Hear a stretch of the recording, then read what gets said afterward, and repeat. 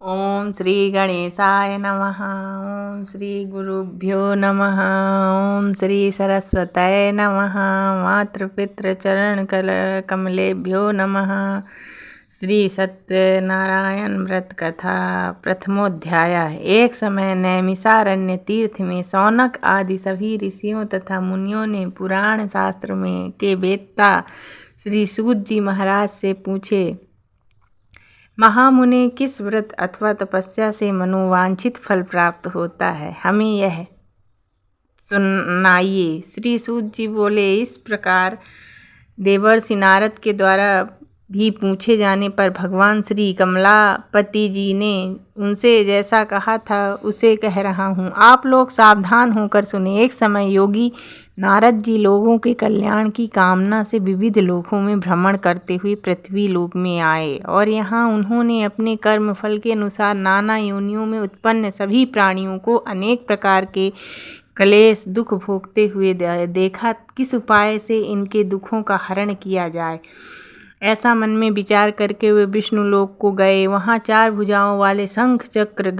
गदा पद्म तथा वनमाला से विभूषित शुक्ल वर्ण भगवान श्री नारायण जी का दर्शन कर उन देवाधिदेव की वे स्तुति करने लगे। नारद जी बोले, हे वाणी और मन से परे स्वरूप वाले, अनंत शक्ति संपन्न, आदि मध्य और अंत से रहित, निर्गुण और सकल कल्याण मैं गुणों से संपन्न, भक्तों को की पीड़ा नष्ट करने वाले परमात्मन आपको नमस्कार है।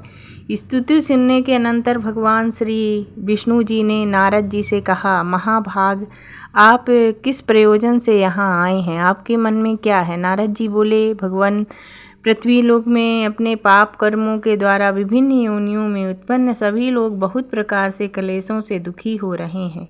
हे नाथ, किस लघु उपाय से उनके दुखों का निवारण हो सके, यदि आपकी मेरे ऊपर कृपा हो तो हम सुनना चाहता हूँ, उसे बताएं। श्री भगवान ने कहा, हे वत्स, संसार के ऊपर अनुग्रह करने की इच्छा से आपने बहुत अच्छी बात पूछी है। जिस व्रत के करने से प्राणी मोह से मुक्त हो जाता है उसे आपको बताता हूँ, सुने। हे वत्स, स्वर्ग और पृथ्वी लोक में दुर्लभ भगवान सत्यनारायण का एक महान व्रत है। आपके स्नेह के कारण इस समय मैं उसे कह रहा हूँ। अच्छी प्रकार विधि विधान से भगवान श्री सत्यनारायण जी का व्रत करके मनुष्य शीघ्र ही मृत सुख प्राप्त कर परलोक में मोक्ष प्राप्त कर सकता है। भगवान की ऐसी वाणी सुनकर नारद जी ने कहा, प्रभु, इस व्रत को करने का फल क्या है, इसका विधान क्या है, इस व्रत को किसने किया और कब करना चाहिए, यह विस्तार पूर्वक बतलाइए। भगवान ने कहा, यह श्री सत्यनारायण जी व्रत दुख शोक आदि का शमन करने वाला, धन धान्य की वृद्धि करने वाला, सौभाग्य और संतान देने वाला तथा सर्वत्र विजय प्रदान करने वाला है। जिस किसी भी दिन भक्ति और श्रद्धा से समन्वित होकर मनुष्य ब्राह्मणों और बंधु बांधवों के साथ धर्म में तत्पर होकर सायंकाल में भगवान श्री सत्यनारायण जी की पूजा करें, नैवेद्य के रूप में उत्तम कोटि के भोजनीय पदार्थ को सवाया मात्र में भक्तिपूर्वक अर्पित करना चाहिए। केले के फल, घी, दूध, गेहूँ चूर्ण अथवा गेहूँ के चूर्ण के अभाव में साठी का चूर्ण, शक्कर या गुड़, यह वह सब योग्य सामग्री सवाया मात्र में एकत्र कर निवेदन करना चाहिए। बंधु बांधवों के साथ श्री सत्यनारायण भगवान जी की कथा सुनकर ब्राह्मणों को भोजन कराना चाहिए। भक्तिपूर्वक प्रसाद ग्रहण करके नृत्य गीत आदि का आयोजन करें। तदनंतर भगवान सत्यनारायण का स्मरण करते हुए अपने घर को जाएं। ऐसा करने से मनुष्यों की अभिलाषा अवश्य पूर्ण होती है। विशेष रूप में कलयुग में पृथ्वी लोक में यह सबसे छोटा एवं सरल उपाय है। इति श्री स्कंद पुराणे रेवाखंडे सत्यनारायण व्रत कथायां प्रथमोऽध्यायः संपूर्णम्। द्वितीय अध्याय। सूत जी ने कहा, हे ऋषियों, जिन्होंने पहले समय में इस व्रत को किया है उनका इतिहास कहता हूँ, आप सब ध्यान से सुने। सुंदर काशीपुरी नगरी में एक अत्यंत निर्धन ब्राह्मण रहता था। वह ब्राह्मण भूख और प्यास से बेचैन होकर पृथ्वी पर घूमता रहता था। ब्राह्मण ब्राह्मणों से प्रेम करने वाले श्री विष्णु भगवान जी ने ब्राह्मण को देखकर एक दिन बूढ़े ब्राह्मण का रूप धारण कर ब्राह्मण के पास जाकर आदर से पूछा, हे विप्रदेव, तुम नित्य ही दुखी और होकर पृथ्वी पर क्यों घूमते हो? तब उस ब्राह्मण ने कहा, मैं भिक्षा के लिए पृथ्वी पर फिरता हूँ। हे भगवान, यदि आप इससे छुटकारा पाने का कोई उपाय जानते हो तो कृपा कर मुझे बताएं। वृद्ध ब्राह्मण का रूप धारण किए श्री विष्णु जी ने कहा, हे ब्राह्मण, श्री सत्यनारायण भगवान मनवांछित फल देने वाले हैं, इसलिए तुम उनका पूजन करो। इससे मनुष्य सब दुखों से मुक्त हो जाता है। ब्राह्मण को व्रत का सारा विधान बताकर बूढ़े ब्राह्मण का रूप धारण करने वाले श्री भगवान जी अंतर ध्यान हो गए। जिस वृद्ध को वृद्ध ब्राह्मण ने बताया है, मैं उसको अवश्य करूँगा, यह निश्चित कर वह ब्राह्मण घर चला गया। अगले दिन वह जल्दी उठा और श्री सत्यनारायण जी का व्रत करने का निश्चय कर भिक्षा मांगने के लिए चल दिया। उस दिन उसको भिक्षा में बहुत धन मिला, जिससे उसने पूजा का सामान खरीदा और घर आकर अपने बंधु बांधवों को श्री सत्यनारायण जी का व्रत किया। इसके करने से वह ब्राह्मण सब दुखों से छूटकर अनेक प्रकार के सुख संपत्तियों से युक्त हुआ।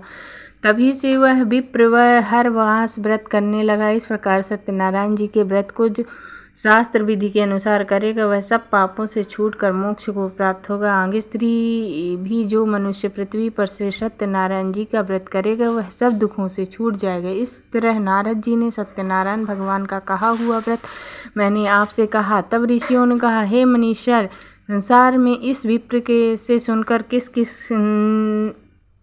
किस किसने इस व्रत को किया, हम सब सुनना चाहते हैं। श्री सूत जी ने कहा, हे मुनियों, जिस जिस प्राणी ने इस व्रत को किया है उन सब की कथा सुनो। एक दिन वह ब्राह्मण धन और ऐश्वर्य के अनुसार बंधु बांधवों के साथ व्रत पूजन कर रहा था। उसी समय एक लकड़हारा आया, उसने लकड़ियां बाहर खरीद रख दी और विप्र के घर चला गया। प्यास से व्याकुल लकड़हारे ने विप्र को व्रत करते देखा, प्यास को भूल गया। उसने उस विप्र को नमस्कार किया और पूछा, हे विप्र, आप यह किसका पूजन कर रहे हैं? इस व्रत से आपको क्या फल मिलता है? कृपा करके मुझे बताइए। ब्राह्मण ने कहा, यह सब मनोकामनाओं को पूर्ण करने वाला यह श्री सत्यनारायण जी का व्रत है।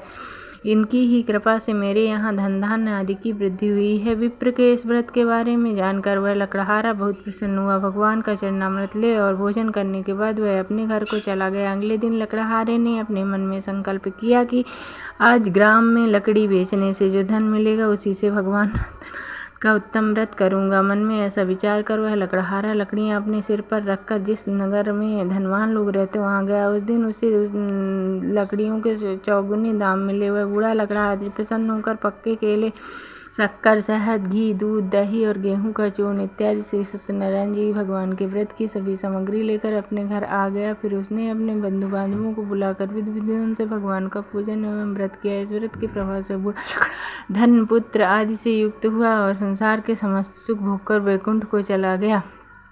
इति श्री स्कंद पुराणे रेवाखंडे सत्यनारायण व्रत कथायां तृतीयो अध्याय संपूर्णम। बोलिए सत्यनारायण भगवान की जय। तृतीय अध्याय। श्री सूत जी ने कहा, हे श्रेष्ठ मुनियों, अब एक और कथा कहता हूँ। पूर्व काल में उल्कामुख नाम का एक विद्वान राजा था। वह सत्यवक्ता और जितेंद्रिय था।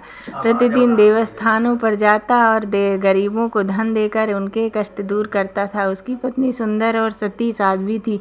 भद्रशाली नदी के तट पर उन दोनों ने श्री सत्यनारायण भगवान जी का व्रत किया। साधु नामक एक वैश्य राजा को व्रत करते देख उसने पूछा, हे राजन, भक्ति युक्त चित्त से है, आप क्या कर रहे हैं? मेरी सुनने की इच्छा है। तब महाराज उल्कामुख ने कहा कि साधु वैश्य, मैं अपने बंधु बांधवों के साथ संतान की प्राप्ति के लिए महाशक्तिमान भगवान सत्यनारायण का पूजन कर रहा हूँ। उन्होंने कहा, हे राजन, मुझे भी यह विधान बताए, मैं भी आपके कथाना अनुसार व्रत को करूँगा। मुझे कोई संतान नहीं विश्वास है, इससे निश्चय ही मेरे यहाँ भी संतान होगी। राजा ने यह सब विधान सुन व्यापार से निमित्त हो वह वैश्य खुशी खुशी अपने घर आया। वैश्य ने अपनी पत्नी लीलावती से संतान देने वाले व्रत का समाचार सुनाया और प्रण किया कि जब हमारे यहाँ संतान होगी तब मैं भी व्रत को करूँगा। एक दिन उसकी पत्नी लीलावती धर्म से प्रवृत्त होकर गर्भवती हो गई। उसने एक सुंदर कन्या को जन्म दिया। कन्या का नाम कलावती रखा। इसके बाद लीलावती ने अपने पति को स्मरण दिलाया कि आपने जो भगवान का व्रत संकल्प किया था उसे पूरा कीजिए। साधु वैश्य ने कहा, हे प्रिय, मैं कन्या का विवाह कर व्रत को करूँगा। इस प्रकार अपनी पत्नी को आश्वासन देकर वह व्यापार करने काफ़ी दिनों पश्चात वह लौटा तो अपने नगर में सखियों के साथ अपनी पुत्री को खेलते देखा। वैसे ने तत्काल कलावती के लिए योग्य सुंदर वर की तलाश की। कंचन नगर में युग सुयोग वणिक पुत्र ने अपने बंधु बांधवों सहित प्रसन्न चित्त होकर अपनी पुत्री का विवाह उसके साथ कर दिया। वैसे विवाह के समय भी वह सत्यनारायण भगवान का व्रत करना भूल गया। इस प्रकार श्री सत्यनारायण भगवान की लीला हुई। अपने कार्य में कुशल साधु नामक वैश्य अपने जमाता सहित नाव को लेकर व्यापार करने के लिए समुद्र के समीप स्थित रत्नसारपुर नगर में आया। दोनों ससुर जमाई राजा चंद्रकेतु के नगर में व्यापार करने लगे। एक दिन भगवान सत्यनारायण जी की माया से प्रेरित एक चोर राजा का धन चुराकर भाग रहा था। राजा ने दूतों को अपने पीछे आते देखकर चोर ने घबराकर राजा के धन को उनकी नाव में रखकर भाग गया जहाँ ससुर जमाई थे। जब राजा के ने धन को उनकी नाव में रखा देखा तो पकड़कर राजा के समीप जाकर बोले, ये दो चोर पकड़कर लाए हैं, आप आज्ञा दे। राजा ने कारागार में डालने की आज्ञा दे दी। इस प्रकार राजा की आज्ञा से उनको कठोर कारावास में डाल दिया गया तथा उनका धन भी ले लिया। सत्यनारायण भगवान जी की लीला के अनुसार साधु वैश्य की पत्नी लीलावती और कलावती भी घर पर बहुत दुखी हुई। उनके घर का धन चोर ले गए। एक दिन शारीरिक व मानसिक पीड़ा तथा भूख प्यास से अति दुखित हो भोजन की चिंता में कलावती एक ब्राह्मण के घर गई। उसने श्री सत्यनारायण भगवान का व्रत होते देखा। उसने कथा सुनी तथा प्रसाद ग्रहण कर रात को घर आई। माता ने कलावती से कहा, पुत्री तू अब तक यहाँ कहाँ रही, वह तेरे मन में क्या है? कलावती बोली, हे माता, श्री सत्यनारायण भगवान का व्रत होते देखा है। कलावती के वचन सुनकर लीलावती ने सत्यनारायण भगवान जी के पूजन की तैयारी की। उसने परिवार और बंधु बांधवों सहित श्री सत्यनारायण भगवान का पूजन किया और वर मांगा कि मेरे पति और दामाद से भी घर लौट आए। आज ही प्रार्थना की कि हम सबका अपराध क्षमा करो। श्री सत्यनारायण भगवान जी इस व्रत से संतुष्ट हो गए। उन्होंने राजा चंद्रकेतु को स्वप्न में दर्शन देकर कहा, हे राजन, जिन दोनों वैश्यों को तुमने बंदी बना रखा है वे निर्दोष हैं, उन्हें प्रातः ही छोड़ देना। राजा ने वचन कहकर भगवान अंतर्ध्यान हो गए। प्रातःकाल राजा चंद्रकेतु ने सभा में सबको अपना स्वप्न सुनाया और सैनिकों को आज्ञा दी कि दोनों वणिक पुत्रों को कैद से मुक्त कर सभा में लाया जाए। दोनों ने आते ही राजा को प्रणाम किया। राजा ने उनसे कहा, हे महानुभावों, तुम्हें महाभावी बस ऐसा कठिन दुख प्राप्त हुआ है, अब तुम्हें कोई भय नहीं है, तुम मुक्त हो। ऐसा कहकर राजा ने नए वस्त्र आभूषण दिए तथा उनका जितना धन लिया था उनका दूना लौटाकर आदर से विदा किया। दोनों वैश्य अपने घर को चल दिए। इति श्री स्कंद पुराणे रेवाखंडे सत्यनारायण व्रत कथा तृतीय अध्याय संपूर्ण चतुर्थ अध्याय। श्री सूत जी ने कहा, वैश्य और उनके जवाई ने मंगलाचार करके यात्रा आरंभ की और अपने नगर की ओर चल पड़े। उनके थोड़ी दूर बढ़ने पर दंड वेश अधिकारी श्री भगवान जी ने उनसे पूछा, हे वैसे तेरी नाव में क्या है? अभिमानी हंसता हुआ बोले, हे दंडी, आप क्यों पूछते हैं? क्या धन लेने की इच्छा? मेरी नाव में तो बेल और पत्ते भरे हैं। वैश्य का कठोर वचन सुनकर डी रूप में भगवान ने कहा, तुम्हारा वचन सत्य हो। ऐसा कहकर वो वहाँ से कुछ दूर जाकर समुद्र के किनारे बैठ गए। दंडी महाराज के जाने के पश्चात वैश्य ने प्रतिक्रिया से निमित्त होने के बाद नाव को ऊंची उठी देखकर अचंभा किया तथा नाव में बेल पत्ते आदि देखकर मूर्छित हो जाने पर अत्यंत शोक प्रकट करने लगा। और तब उसके जमातन का, आप शोक न करें, दंडी महाराज का साफ आता है, उनकी शरण में ही चलना चाहिए, तभी हमारी मनोकामना पूरी हो गई। जमाता के वचन सुनकर दंडी महाराज के पास पहुंचा और भक्तिभाव से प्रणाम करके बोला, मैंने आज जो ये असत्य वचन कहते उसके लिए मुझे क्षमा करें। ऐसा कहकर वैश्य रोने लगा। तब दंडी भगवान बोले, हे वणिक पुत्र, मेरी आज्ञा से तुझे बार बार दुख प्राप्त हुआ है, तू मेरी पूजा से विमुख हुआ है। तब उसने कहा, हे भगवान, आपकी माया से ब्रह्म आदि देवता भी आपके रूप को नहीं जान पाते, तब मैं अज्ञानी भला कैसे जान सकता हूँ? आप प्रसन्न होइए, मैं अपनी सामर्थ्य के अनुसार आपकी पूजन करूँगा। मेरी रक्षा कीजिए और पहले से के समान मेरी नौका को धन से भर दीजिए। इसके भक्तियुक्त वचन सुनकर भगवान जी प्रसन्न हो गए और उसकी इच्छा अनुसार वर देकर अंतर्ध्यान हो गए। तब ससुर व जमाता दोनों ने नाव पर आकर देखा तो नाव धन से परिपूर्ण थी। फिर भगवान सत्यनारायण जी का पूजन कर जमाता सहित अपने नगर को चला। जब वह अपने नगर के निकट पहुंचा तो उसने दूत को अपने घर भेजा। दूत ने वैश्य के घर जाकर उसकी पत्नी को नमस्कार किया और कहा, आपके पति व दामाद सहित इस नगर में समीप आ गए हैं। लीलावती उनकी कन्या कलावती उस समय भोजन कर रही थी। दूत का वचन सुनकर साधु की पत्नी ने बड़े हर्ष के साथ सत्यदेव का पूजन पूर्ण किया और अपनी पुत्री से कहा, मैं अपने पति दर्शन, तू भी कार्य पूर्ण कर, शीघ्र आना। परंतु कलापति पूजन व प्रसाद छोड़कर अपने पति के दर्शन के लिए चले ही, परंतु उसको पति का दर्शन प्राप्त नहीं हुआ। नौका को डूबा हुआ तथा कन्या को रोती हुई देख वह ऐसे दुखित हुआ, प्रभु मुझसे या मेरे पर उसे क्षमा करें। उसके दीन वचन सुनकर सत्यदेव भगवान प्रसन्न हो गए। आकाशवाणी हुई, बस तेरी कन्या प्रसाद छोड़कर आई है, उसका पति आदर्श हुआ, यदि वह घर खाकर लौटे तो उसका पति अवश्य मिलेगा। आकाशवाणी सुनकर कलावती ने घर पहुंचकर पूजन कर प्रसाद खाया, फिर आकर अपने पति के दर्शन किए। तत्पश्चात वैश्य ने वहीं बंधु सत्यदेव का विधिपूर्वक पूजन किया। इस लोक का सुख भोग कर अंत में स्वर्गलोक को प्राप्त हुए। श्री स्कंद पुराणे रेवाखंडे सत्यनारायण व्रत कथाम चतुर्थ अध्याय संपूर्ण। जय। पंचम अध्याय। श्री सूत जी ने आगे कहा, हे ऋषियों, मैं एक और भी कथा कहता हूँ। प्रजापालन में लीन तुंगध्वज नाम का एक राजा था। उसने भगवान सत्यदेव का प्रसाद ग्रहण कर बहुत दुख पाया। प्रसाद त्याग कर बहुत दुख पाया। एक समय राजा वन में वन्य पशुओं को मारकर वृक्ष के बड़े नीचे पहुंचा। उसने ग्वालों को भक्तिभाव से बंधु बांधवों से श्री सत्यनारायण जी का व्रत पूजन करते देखा, परंतु राजा देख कर भी अभिमानावश ना तो वहां गया और ना ही सत्यदेव भगवान को नमस्कार ही किया।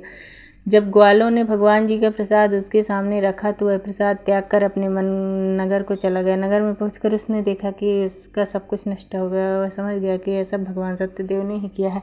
तब वह उसी स्थान पर वापस आया और ग्वालों के समीप गया और विधिपूर्वक पूजन कर प्रसाद को खाया। सत्यनारायण जी की कृपा से सब कुछ पहले जैसा हो गया और दीर्घकाल तक सुख भोग कर स्वर्गलोक को चला गया। जो मनुष्य इस परम दुर्लभ व्रत को करेगा, श्री सत्यनारायण जी कृपा से उसे धन्यदान की प्राप्ति होगी। धन बंधन से मुक्त होकर निर्भय हो जाता है। संतानहीन को संतान प्राप्त हो जाती है तथा सब मनोरथ पूर्ण होकर अंत में सब वैकुंठ धाम को जाता है। उन्होंने पहले इस व्रत को किया, अब उनके दूसरे जन्म की कथा भी सुनिए। सतानंद नामक ब्राह्मण ने सुदामा के रूप में जन्म लेकर श्री कृष्ण की भक्ति पर कर मोक्ष प्राप्त किया। उल्कामुख नाम के महाराजा दशरथ बने तो और श्री रंगनाथ का पूजन कर वैकुंठ को प्राप्त हुए। साधु नाम के वैश्य ने धर्मात्मा व सत्प्रतिज्ञ राजा मोरध्वज बनकर अपने पुत्र को आरे से चीरकर मोक्ष को प्राप्त हुआ। महाराज तुंगध्वज स्वयंभू मनु बन हुए। उन्होंने बहुत से लोगों को भगवान की भक्ति में लीन कर मोक्ष प्राप्त हुआ। लकड़हारा भील आंगले जन्म में गुह नामक निषाद राजा हुआ। उसने भगवान श्री राम के चरणों की सेवा कर मोक्ष प्राप्त किया। इति श्री स्कंद पुराणे रेवाखंडे सत्यनारायण व्रत कथायां पंचमोऽध्यायं संपूर्णम्। श्री सत्यनारायण जी की आरती। ओम जय लक्ष्मी रमणा स्वामी, जय लक्ष्मी रमणा सत्यनारायण स्वामी, सत्यनारायण स्वामी जन पावक हरणा। ओम जय लक्ष्मी रमणा।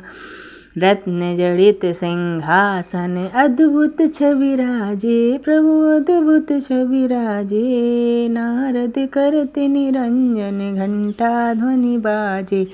जय लक्ष्मी रमणा। प्रकट भये कलि कारण, द्विज को दरस दियो, प्रभु द्विज को दरस दियो। बूढ़ो ब्राह्मण बन कर जन महल कियो। ओम जय लक्ष्मी रमणा। दुर्लभ भील कराल, जिन पर कृपा करी, चंड जोड़े के राजा तिनकी बिकट हरि। जय लक्ष्मी रमणा। वैश्व मनोरथ पायो, श्रद्धा तज दीनी, प्रभु श्रद्धा तज दीनी। सो बल भोग्यो प्रभु जी फिर स्तुति की। ओम जय लक्ष्मी रमणा। भक्ति भाव के कारण छिन छिन रूप धरो, प्रभु छिन छिन रूप धरो। श्रद्धा धारण कीन्ही, तिनके काज सरो। ओम लक्ष्मी रमणा। ओम जय लक्ष्मी रमणा।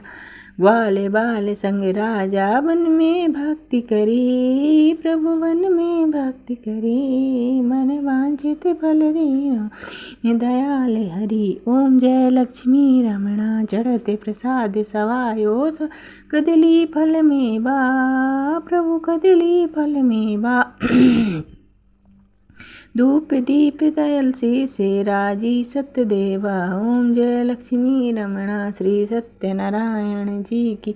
आरती जो कोई नर गावे प्रभु जो कोई नर गावे। कहत शिवानंद स्वामी मन वांछित फल पावे। जय लक्ष्मी रमणा। बोलिए सत्यनारायण भगवान की जय। जय। विष्णु भगवान की जय। जय। लक्ष्मी मैया की जय।